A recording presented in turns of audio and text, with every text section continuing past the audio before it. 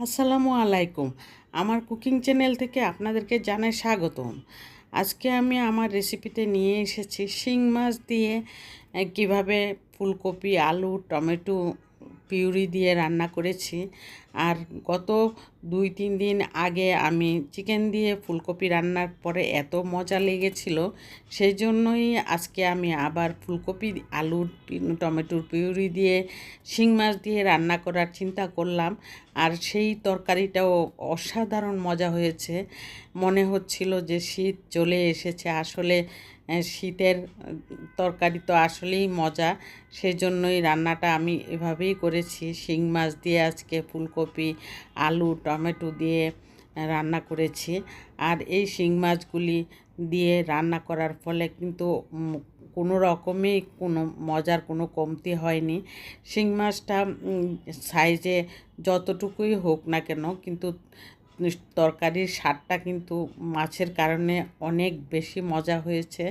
আর আমরা পরিবারের সবাই মিলে খেয়েছি, খুবই ভালো লেগেছে। এখানে আমি আলুটা ভালো করে ভেজে নিয়েছি, একটু হলুদের গুঁড়া, একটু লবণ দিয়ে আলুটা ভেজে নিলাম।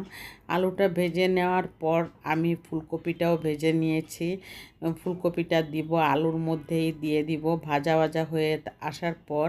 আর সেই ফুলকপিগুলি এত ভালো লেগেছে যে আমি আর কি বলবো আপনাদের কাছে।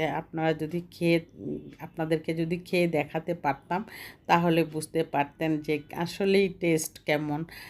এত টেস্ট যে লাগবে সেটা কিন্তু আমরা কল্পনাও করিনি। আর সেই ফ্রোজেন ফুলকপি দিয়ে আজকে রান্না করেছি। ফ্রোজেন ফুলকপি বাজারের ফুলকপিগুলি তবুও সিদ্ধ হতে দেরি হয় এখন যে ফুলকপিগুলি আছে। আর ফ্রোজেন ফুলকপি আমি রেখেছিলাম খুব সুন্দর করে এয়ারটাইট বক্সে, সেটা দিয়ে রান্না করছি। একদম শীতের মতো গলেও যাচ্ছে। আর সেই জন্য আমি এখানে একটি সসপ্যান বসিয়ে আমি মশলাগুলি দিয়ে দিলাম।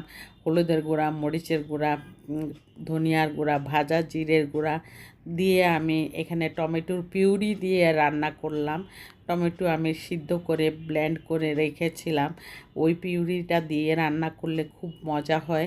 আর ফ্রোজেন করা টমেটো যদি আস্ত আস্ত করে রাখা হয়, তখন ওই টমেটো দিয়ে কিন্তু রান্না করলে তরকারি কোনো টেস্টই পাওয়া যায় না, টমেটোগুলিও গলতে চায় না।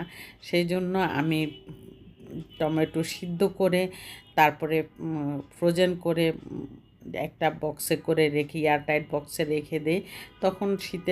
তখন এখন টমেটো বাজারে আছে, তবুও আমি মাঝে মাঝে যখন বাসায় না থাকে তখন আমি এই পিউরিটা দিয়ে রান্না করি।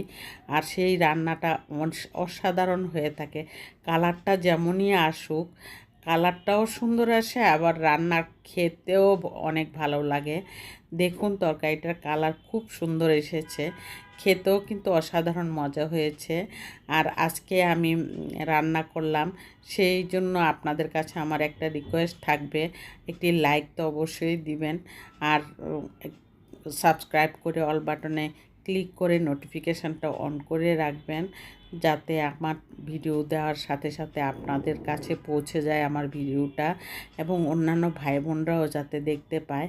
আর সেই জন্যই আমি এই ফুলকপিটা এখন হয়ে গেছে, হয়ে যাওয়ার পর আমি সার্ভিং ডিশে নিয়ে নিলাম। খাওয়ার সময় হয়ে গেছে, সেই জন্য আমি খাওয়ার জন্য একটা ডিশে আমি রেখে দিলাম। রেখে দেওয়ার পর আর এই ফুলকপির তরকারিটা যে এত অসাধারণ মজা হয়েছে সেটা খেয়ে আমি বুঝতে পারছি।